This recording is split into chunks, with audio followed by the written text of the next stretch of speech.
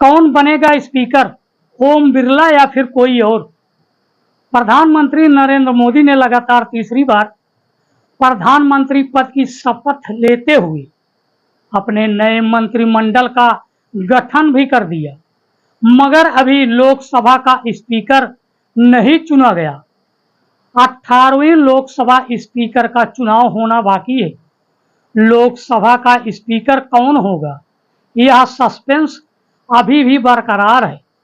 क्या नया speaker NDA गठबंधन के घटक दल तेलुगु देशम पार्टी या जदयू का होगा या फिर भारतीय जनता पार्टी से होगा?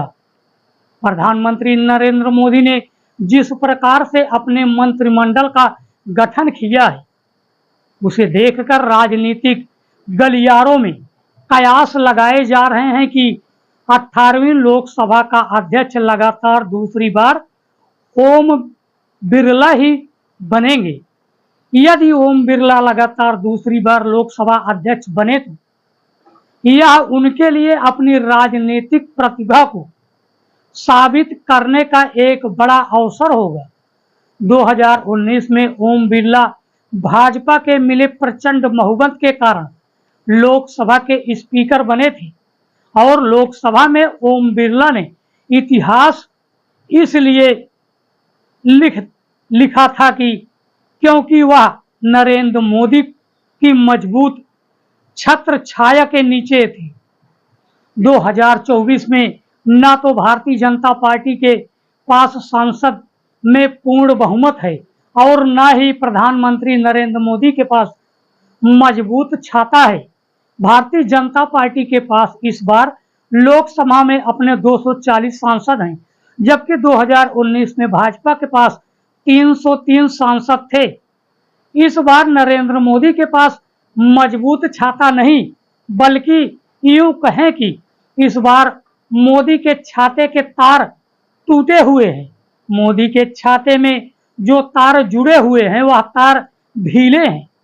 कब तेज आंधी चले और तार कपड़े से बाहर निकल जाए और मोदी अपनी छतरी के कपड़ों को भी नहीं संभाल पाए।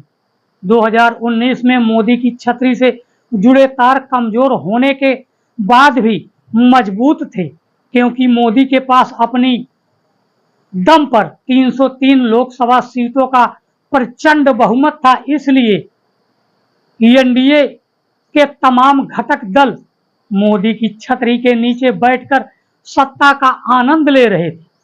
2019 में लोकसभा के भीतर विपक्ष कमजोर था और लोकसभा में विपक्ष का कोई नेता भी नहीं था, क्योंकि किसी भी राजनीतिक दल के पास विपक्ष का नेता बनने के लिए उचित नंबर नहीं थे।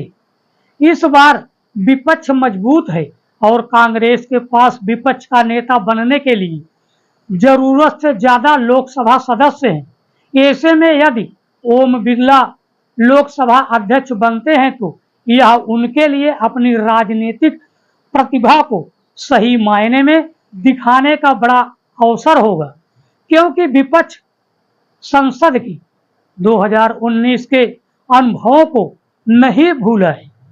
लोकसभा में सबसे बड़ी विपक्षी पार्टी कांग्रेस और उसके नेता राहुल गांधी अपनी संसद सदस्यता निरस्त होने और सरकारी बंगला खाली करने और अनुभव को नहीं भूले होंगे।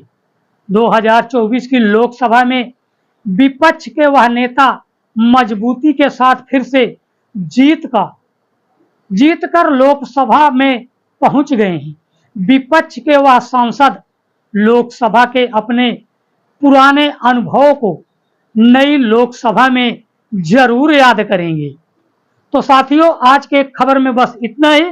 तो मिलते हैं अगली खबर के साथ, तब तक के लिए धन्यवाद।